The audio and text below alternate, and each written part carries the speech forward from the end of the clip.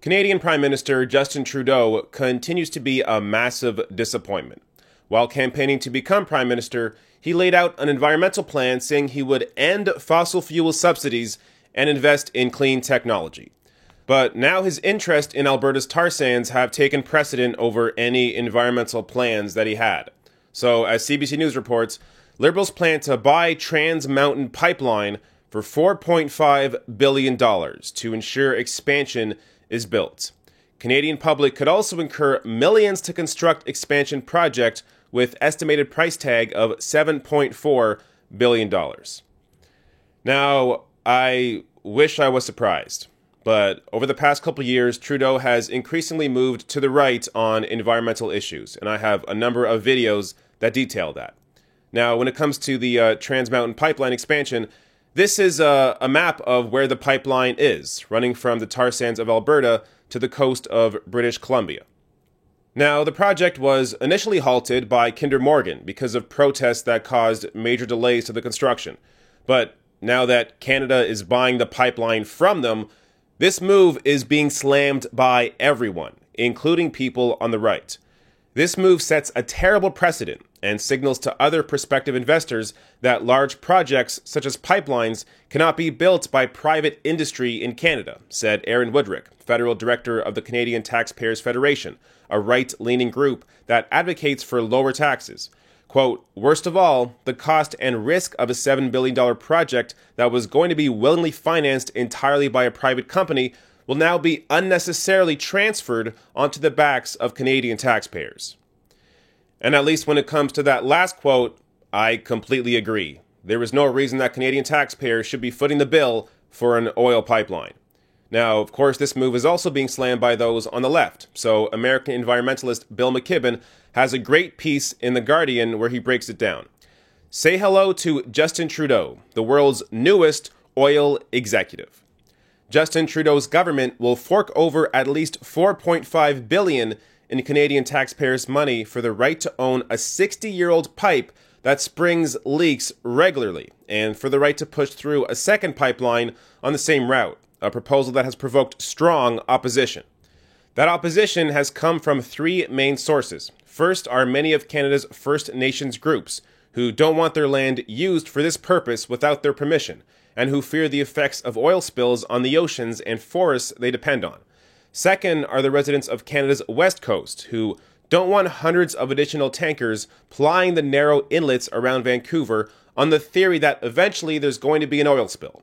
And third are climate scientists, who point out that even if Trudeau's pipeline doesn't spill oil into the ocean, it will spill carbon into the atmosphere.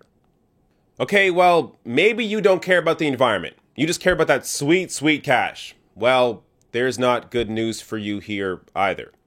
Cleaning up the tar sands complex in Alberta, the biggest, ugliest scar on the surface of the earth, is already estimated to cost more than the total revenues generated by all the oil that's coming out of the ground.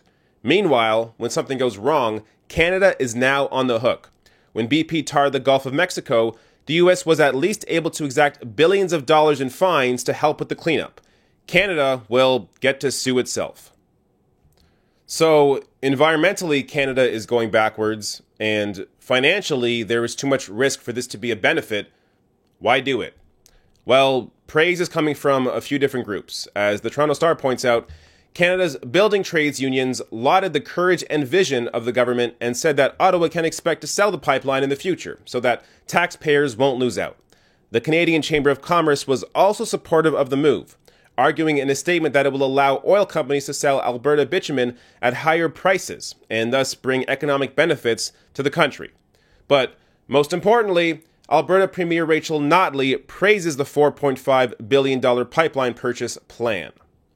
So this really comes down to not upsetting Alberta's business interests, which are financially tied into the oil industry because of the tar sands. Now, to understand just how much oil companies have benefited in Canada, NDP MP Nathan Cullen tweeted this out. Over the last 3 years, Kinder Morgan earned $340 million in Canada and paid just $1.1 million in taxes. That's a 0.3% tax rate. What? And now Justin Trudeau is offering public money to pay for the insurance for its pipeline too. This whole situation is just completely nuts.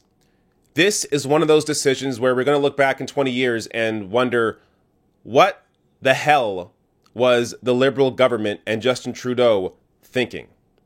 This is going to go down as one of his worst moves as Prime Minister and might even help lead to a loss in the next election to either the Conservatives or the NDP.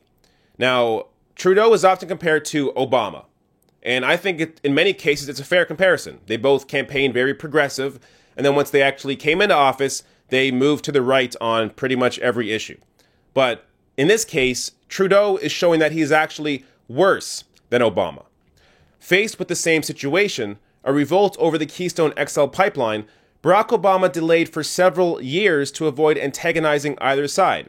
He ultimately decided he couldn't defend the climate cost of building it, and so became the first world leader to explicitly reject a big piece of infrastructure on global warming grounds.